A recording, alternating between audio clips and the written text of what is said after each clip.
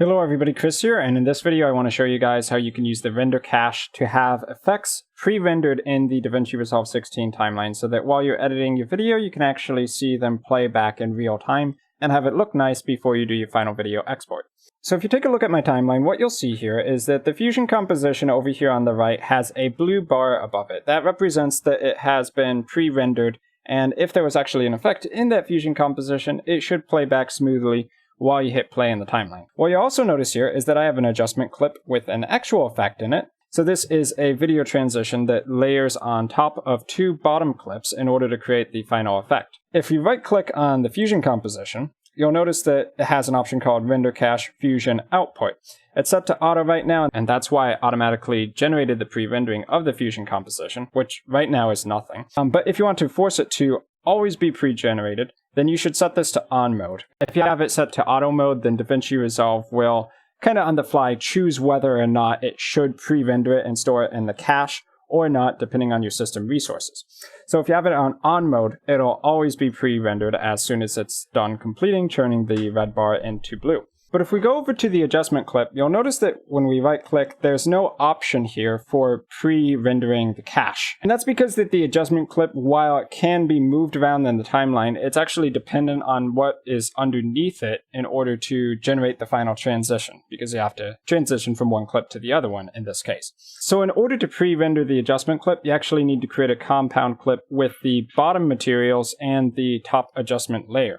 So to do that, I'm going to use the B blade tool to make cuts for the bottom two clips where we're creating the transition from. And then you select these three clips, right click and do a new compound clip. So I can call this transition. And once it's been turned into a compound clip, we should see the option by right clicking to do Render Cache Fusion Output. To ensure that it actually does pre-render and we can play it back in the timeline nicely, we need to set this to on.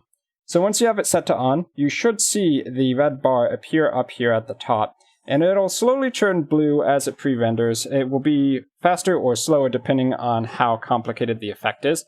In this case, it's going to take a little while. So what I want to show you is one more thing.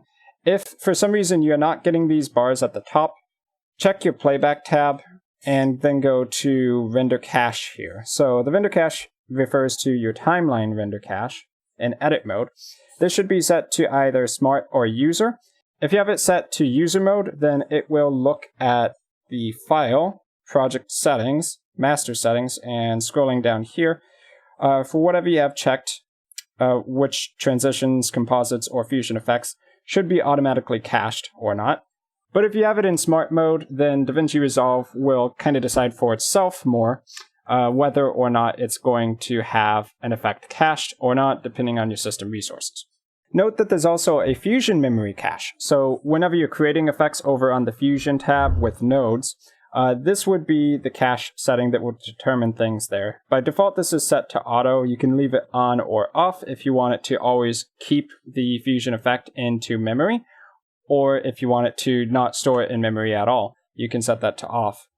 Generally, I'll leave that as auto. So now we have our effect completely pre-generated, our transition effect. So if we go ahead and hit play now in the timeline, we should be able to see the video transition. So let's hit play and check it out. And it played back very smoothly. So that's pretty much how it would look in the final export for the video. So enabling the Fusion caching there can be really handy if you want to actually see how the effect is going to look like when it's playing back at full frame rate. So hopefully these tips help you guys out if you're trying to utilize the render cache and have your effects play back properly in the video timeline. So that's going to be it for this video. I've been Chris, thanks for watching, and I'll see you guys in my future video content.